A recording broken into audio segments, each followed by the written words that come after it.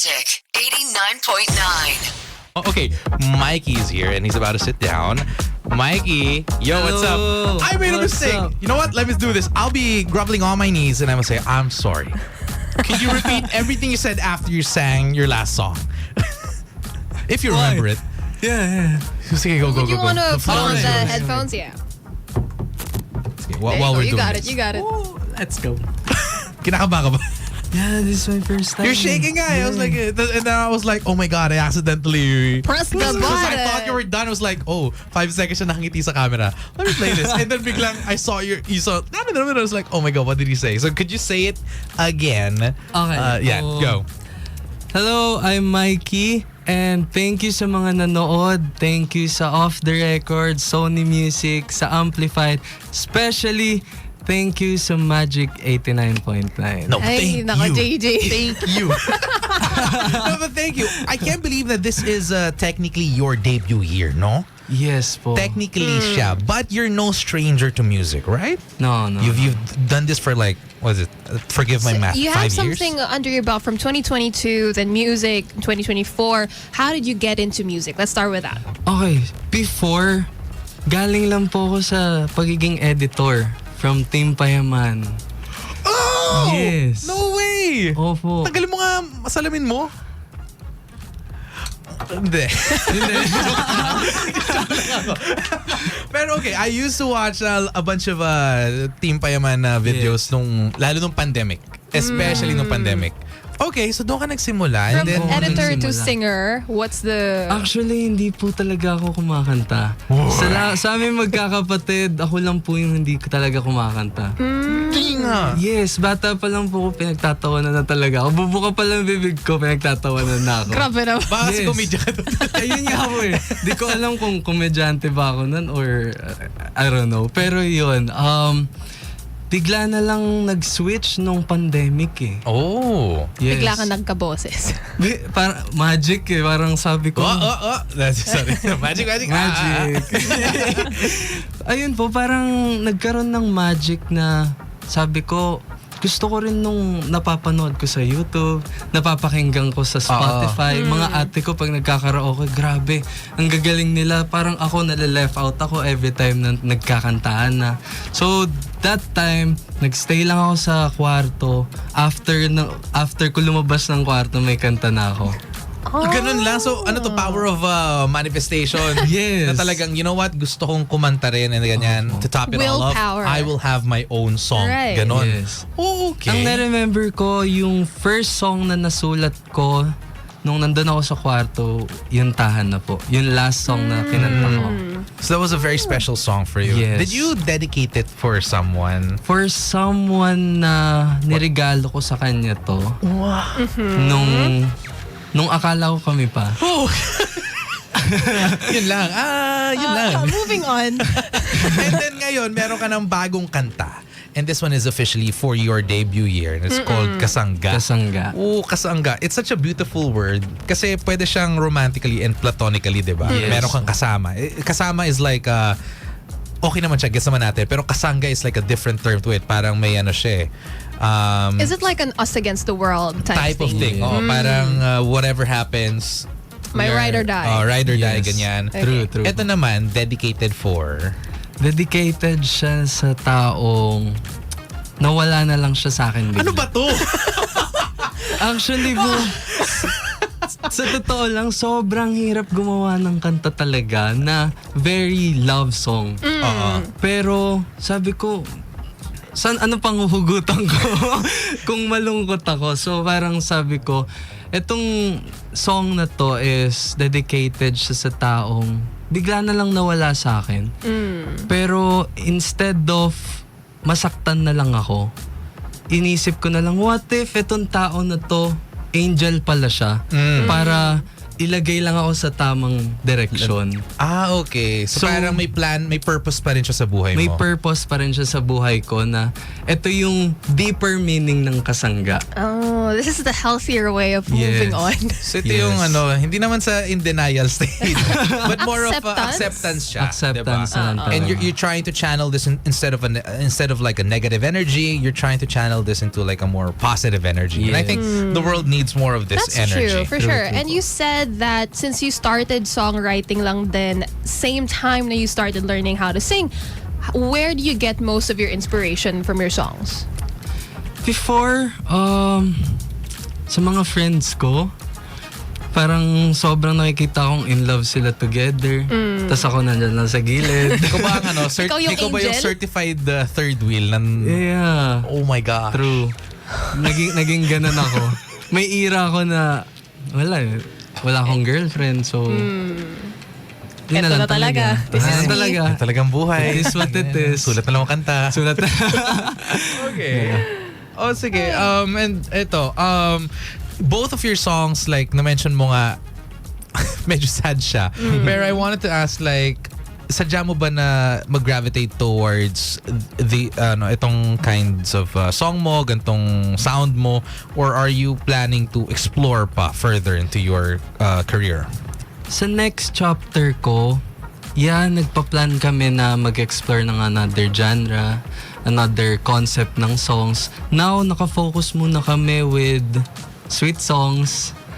Though, mahirap for me kasi manghuhugutan ko lang. Kasi hindi matamis buhay niyo. Wala akong sweet moments. Yeah.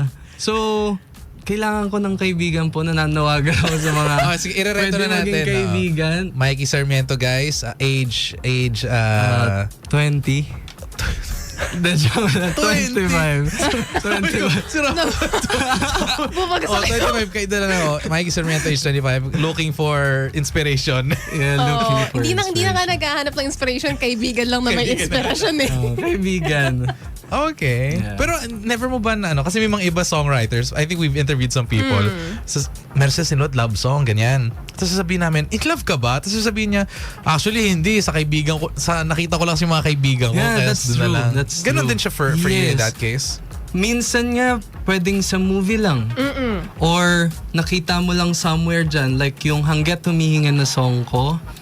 Nasa isang park lang ako and out of nowhere may napuntang lola at lolo doon sa harap ko. Oh. Tapos parang may sinabi yung lolo na hangga't humihinga. Yun lang yung tumatak na word sa akin. Oo. So sabi ko pag uwi ko, ano kaya? Start ako ng another song.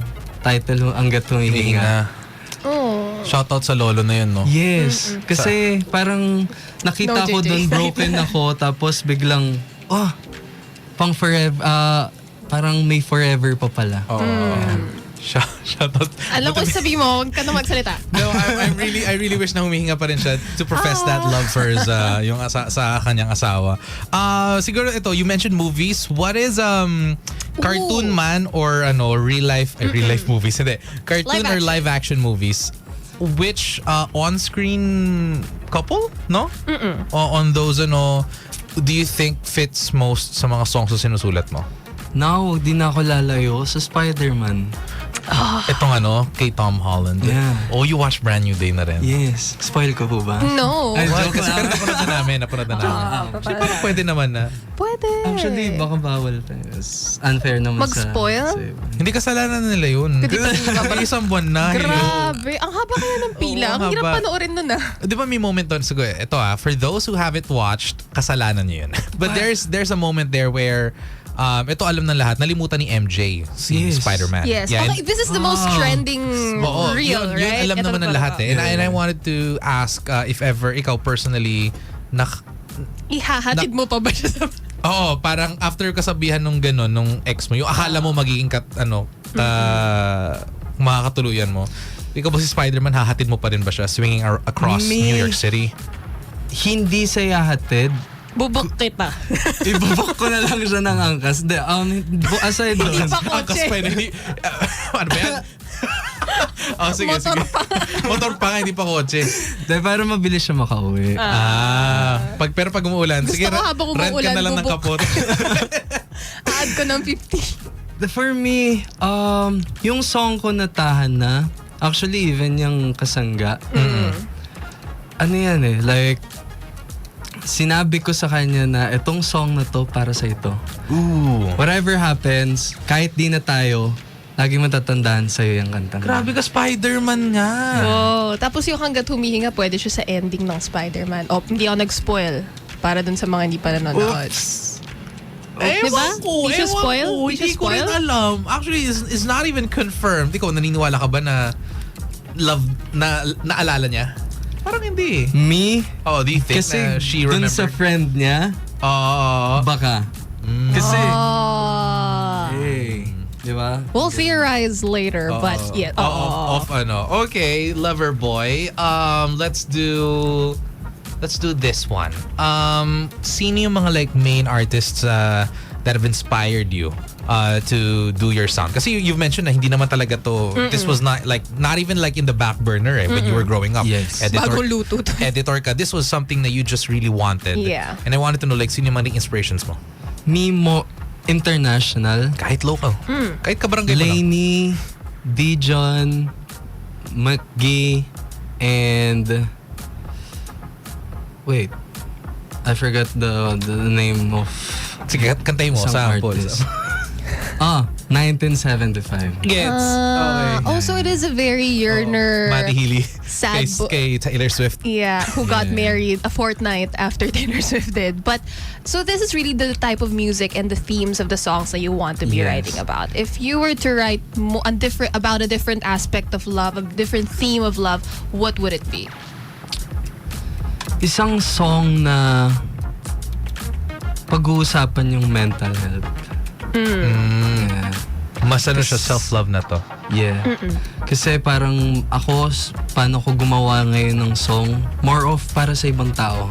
Hindi siya about sa akin. So, parang sa next chapter ko, parang gusto ko naman pag-usapan yung mga personal na nararamdaman ko.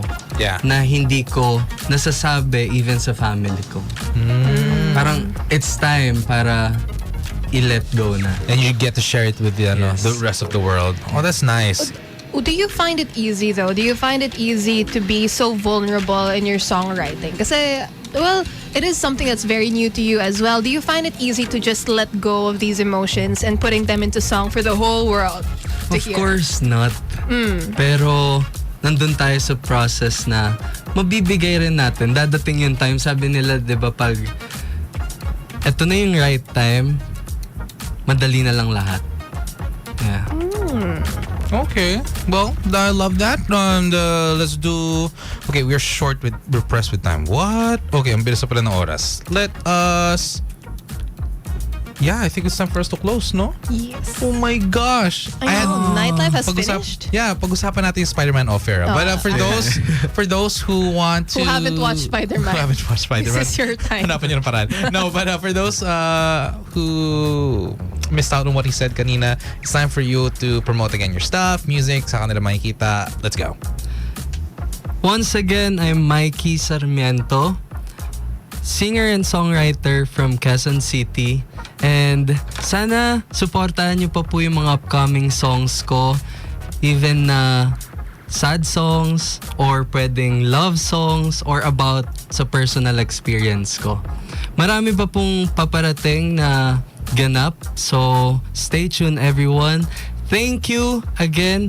Off the record, Sony Music, Amplified, and especially sa Magic 89.9 for having me here. Thank you guys. Thank you so much, Mikey. For those who missed out on the interview, the replay will be up. And also the performance he did just now. Head on over to facebook.com/magic899. Also on our YouTube, that is at Magic899TV. Something from Malcolm Todd, I Just Got Mad, here on today's Best Music Magic 89.9. Magic 89.9.